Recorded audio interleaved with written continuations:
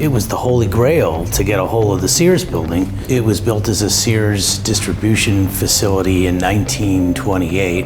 Over time, its distribution life became less and less and less. The bones of the building, the structure of the building, created an environment for what Steve envisioned happening here, which was entrepreneurship, innovation, new companies. It had a very small entrance. You remember how tight this was and how we wanted to open up this whole arch, get this glass permeability so that when you came in, you saw this beautiful stairwell. So this was a really important first step to get in there.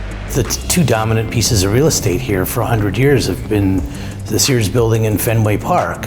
The rest of the neighborhood had not flushed out between them. A huge part of it was taking that front of the building and pulling away the suburban style parking lot and making it a park, connecting it to the Emerald Necklace, and then activating it with food and beverage and art. Samuels and Associates approached us and asked us if we would be interested in a new project. And I had just recently told our team, no more projects. And then they told us it was going to be part of 401 Park. This is the building that my husband JC and I met in. So immediately I told our team, okay, we're doing it, just one more. On the second floor, we've created a bit of a tribute to Sears' history, and we went out and we collected a lot of the great Sears items from the Sears catalog. We like to call them the Amazon of their day. That Sears catalog was the predecessor of what we're doing in a modern way today. There was a moment near the end of construction. The contractor had cut off the beams and they didn't know quite how to finish it. And then we said, well, what if we just do nothing? And the contractor was delighted because we told him, you're done. You don't have to do any more. Yeah, I do think it tells the story.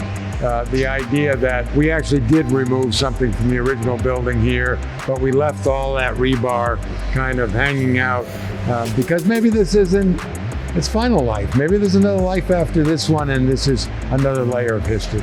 David and I have been in this neighborhood now for 25 years doing different projects, and together we came up with a master plan and a rezoning plan that we got the mayor and the stakeholders to all agree to. It was a really cool thing to hear Mayor Walsh speak at the opening of 401 Park and to not only reference Steve Samuels and his team and then David Manfredi and his team at the same time, but to also call out Trillium for how important we've been to the city in helping to build communities and to bring people together, because you can have beautifully designed spaces, but you need to bring warmth and life to it, and that's what we in beer can do. It's the inverse of Joni Mitchell's song. We took a parking lot and made it into a park. And we've been executing that one step at a time with the neighborhood at our side. And that's incredibly rare and unusual.